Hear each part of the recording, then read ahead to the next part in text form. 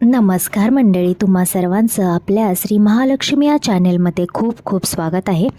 नेहमीप्रमाणेच आज आपण परमपूज्य श्री संत बाळूमामा यांची कहाणी किंवा त्यांचा चमत्कारच म्हणावा लागेल पाहणार आहोत की कसं श्री संत बाळूमामा यांच्या परमप्रिय भक्तासाठी बाळूमामा एका हाकेत धावून आले आणि त्याची मदत त्यांनी कशी केली हे या व्हिडिओतून आज आपण पाहणार आहोत. तुम्हीही जर बाळूमामा यांचे परमभक्त असाल तर आपल्या या व्हिडिओला लाईक, शेअर आणि सबस्क्राईब करायला विसरू नका. चला तर मंडळी, आजची कथा आपण ऐकूया. तर किसन नावाचा एक व्यक्ती त्याची बायको आणि पत्नीसोबत राहत होता. त्याच्याकडे स्वतःचं असं घराशिवाय काहीच नव्हतं, कारण त्याचे 4 भाऊ होते आणि 4 भावांनी त्याची बागायत जमीन सारी लुबाडली होती.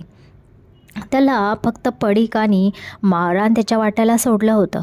तर अशामध्ये किसन होता तो खूप स्वभावाने चांगला माणूस होता.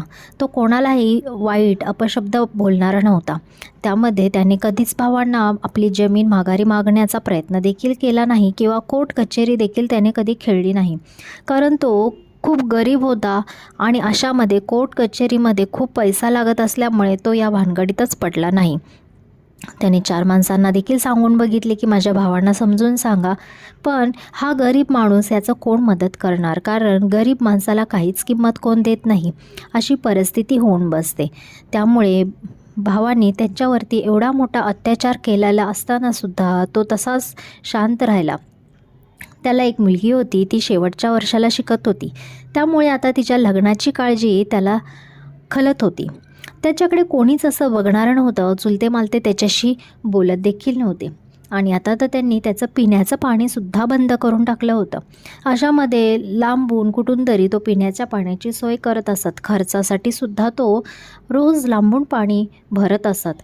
अशामध्ये त्याचं हलाखीचं जीवन चालू असताना त्याच्या मुलगी ही देवधर्माची खूप मोठी भक्ती करत होती. प्रत्येक देवाची भक्ती करत होती. भक्ती करताना तिनं प्रत्येक उपवास, नवस सगळं काही ती करत होती आणि प्रत्येक पूजापाठ ही मनापासून आणि भक्तीने करत असत. त्या मुलीमध्ये एक वेगळी शक्ती होती. प्रत्येक देवाला ती जेवढ्या तळमळीने आवाज देत होती तेवढ्याच तळमळीने देवही तिचे ऐकत होते. त्यामुळे एवढ्या कष्टातून सुद्धा त्यांचा गुजारा व्यवस्थित चालला होता. पण आता त्याला टेन्शन आलं होतं ते तिच्या लग्नाचं, कारण गरीब घरातली मुलगी कोण घेणार आणि आपली मुलगी जाणार तर गरिबाच्याच घरी जाणार असं त्याला सारखं वाटत होतं. अशामध्ये काय करायचं हा विचार त्याच्या पुढे आला होता.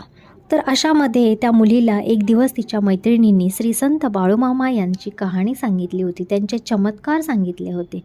बाळूमामा यांच्या लीला खूप आहेत आणि त्या तिच्या कानावरती आल्या.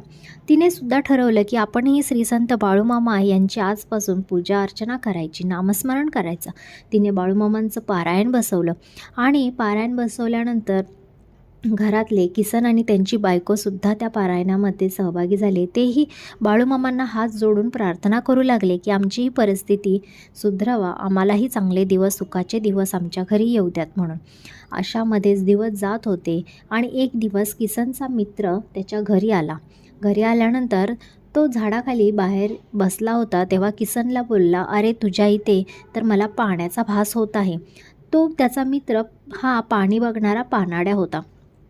त्याच्या बायकोने किसनच्या घरातून नारळ घेऊन आली आणि त्याने तो नारळ तिथे ठेवला. तर तो नारळ चक्क फिरायला लागला आणि सांगितलं की या ठिकाणी पाणी आहे, तू इथे बोर खोद, म्हणजे तुला भरपूर पाणी भेटेल, तुला पाण्याशिवाय इथे काहीच भेटणार नाही. एवढ्या गॅरंटेड त्याने पाण्याविषयी त्याला माहिती दिल्यानंतर किसनलाही वाटलं की इथे खरंच पाणी आहे. मित्र निघून गेला, पण किसन बायकोला बोलला, आपल्याकडे एवढे पैसे येणार कुठून, आपण बोरवेल खांदायची कशी. त्याची बायको म्हणते, एवढे आपण कष्ट सहन केले, आपल्याला पाण्यासाठी आपल्याला वन फिरावं लागलं, आम्हाला तुमची ही दुर्दशा पाहवत नाही. तुमच्या भावांनी जो काही तुमच्यावरती अत्याचार केलेला आहे त्याचंच देवाने आपल्याला काहीतरी फळ म्हणून कदाचित इथे पाणी दिलं असेल. तर असं करा, हे माझं मंगळसूत्र घ्या आणि हे जाऊन तुम्ही घाण ठेवा. मंगळसूत्र काय आपण आज ना उद्या करू, पण पाणी महत्त्वाचं आहे.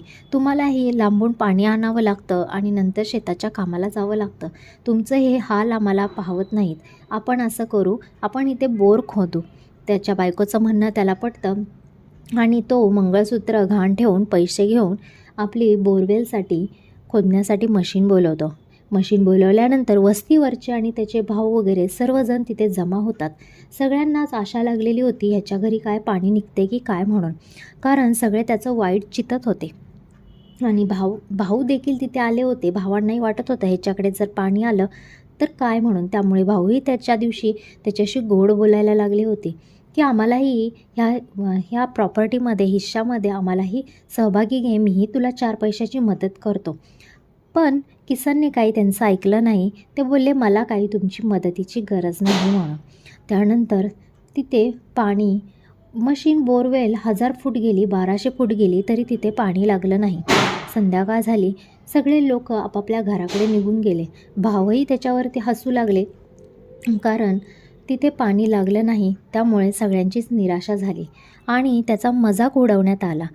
त्यामुळे त्यालाही खूप दुःख झालं. पैसे गेले ती गेले आणि पाणीही आपल्या हाताला आलं नाही. त्यामुळे ती निराश होऊन घरी आला. घरी आल्यानंतर त्या रात्री त्याला झोपही नाही आणि त्याने जेवणही घेतलं नाही. त्याची मुलगी मात्र रात्रभर बाळूमामांचं नामस्मरण करत होती. बाळूमामांना तिने प्रश्न विचारला की मामा, असं माझ्या बाबतीत का घडलं? मला माझ्या वडिलांचं दुःख पाहवत नाही. तुम्ही प्लीज काहीतरी माझ्यासाठी चमत्कार करा आणि माझ्या जीवनातसुद्धा चांगल्या गोष्टी घडू द्या. हे लोक जे आहेत ते माझ्या वडिलांवरती माझ्यावरती एवढा अन्याय करत आहात, त्याचं कधी तुम्ही निवारण करणार आहात. आणि त्या रात्री तिनं पूर्ण रात्र बाळूमामांचं नामस्मरण केलं. त्यानंतर सकाळी तिचा मामा घरी आला होता.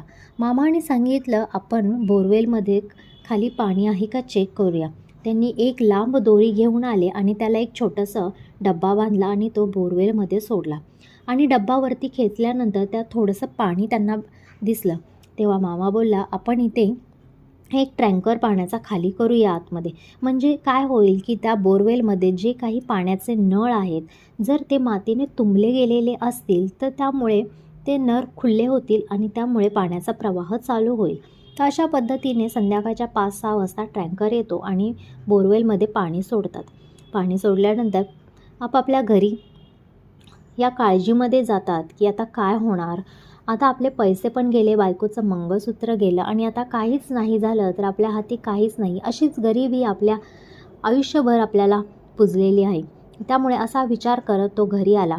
मुलगी मात्र परमपूज्य श्री संत बाळूमामा यांचं भक्ती करत होती, त्यांचं नामस्मरण करत होती. तिने त्यांचे पारायण देखील बसवले होते.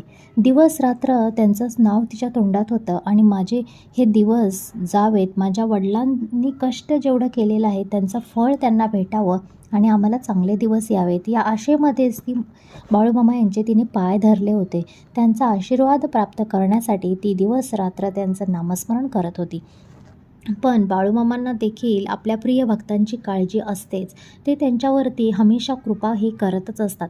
त्यामुळे सकाळी जेव्हा किसनची बायको उठते आणि दरवाजा खोलते तेव्हा त्याच्या दारामध्ये सगळीकडे पाणी झालेलं असतं. ती नवऱ्याला आणि मुलीला उठवते आणि जाऊन बघतात तर त्यांची बोरवेल अगदी तुडुंब वाहत असते. तिथूनच ते परमपूज्य श्री संत बाळूमामा यांच्या आशीर्वाद घेतात, त्यांच्या पाया पडतात आणि तुमचीच कृपा आमच्यावरती झालेली आहे हे ते 101% सगळ्यांना सांगत असतात. तर अशी श्री संत बाळूमामा यांनी आपल्या भक्तांवरती कृपादृष्टी केली आणि त्यांच्या जीवनात असे सुखाचे दिवस आणले. तिथून त्याला पाण्याची कमी कधीच पडली नाही. त्याने पाण्याचा मोठा बिझनेस चालू केला. त्याने मोठमोठ्या कंपन्यांशी कॉन्ट्रॅक्ट करून पाण्याचा बिझनेस चालू केला आणि खूप पैसे कमवायला लागला. अशामध्येच त्याच्याकडे जे माळरान होतं तिथेही त्याने बागायत करून टाकले. कारण शेतकऱ्याला जेव्हा पाणी भेटतं ना तेव्हा तो खडकाळ जमिनीतून सुद्धा सोनं उगवायला कमी करत नाही. तर अशा पद्धतीने त्याचं जीवन चालू होतं. आणि त्याच्या जे भाऊ होते त्यांनाही त्यांच्याही भावांना त्यांच्या क्रियेवरती पश्चाताप झाला आणि त्यांनी त्याची माफी मागितली. अशामध्येच त्याच्या मुलीचं देखील कल्याण झालं आणि तिलाही चांगला नवरा भेटला. तिने तिच्या घरी जाऊन देखील संत बाळूमामा यांची पूजापाठ आणि पारायण करायला सुरुवात केली. त्यामुळे थोड्याच दिवसात त्याही घरची प्रगती अगदी चांगली झाली. अशा पद्धतीने श्री संत बाळूमामा यांनी आपल्या भक्तांवरती अशी कृपादृष्टी करून त्याचं जीवन अगदी बदलून टाकलं होतं. अशा प्रकारे त्याच्या जीवनामध्ये कशाचीच कमी राहिली नव्हती. एवढं धन त्याला त्या पाण्यातून त्याला भेटत होतं. कारण पाण्यासारखा पैसा त्याच्या घरी आता वाहत होता. एवढं त्याने त्या पाण्यातून कमवलं होतं. हा आशीर्वाद होता फक्त श्री संत बाळूमामा यांचा. कारण बाळूमामा ज्या पण भक्तांच्या डोक्यावरती हात ठेवतात ना त्याचं कल्याण होतं आणि त्याच्या जीवनामध्ये परत कधीच धनाची किंवा कोणत्याही दुःखाची त्याला कधीच त्याच्या जीवनामध्ये येत नाही. तर ही आजची तुम्हाला जर कथा आणि हा चमत्कार आवडला असेल तर आपल्या या चॅनेलला लाईक, शेअर आणि सबस्क्राईब करायला विसरू नका.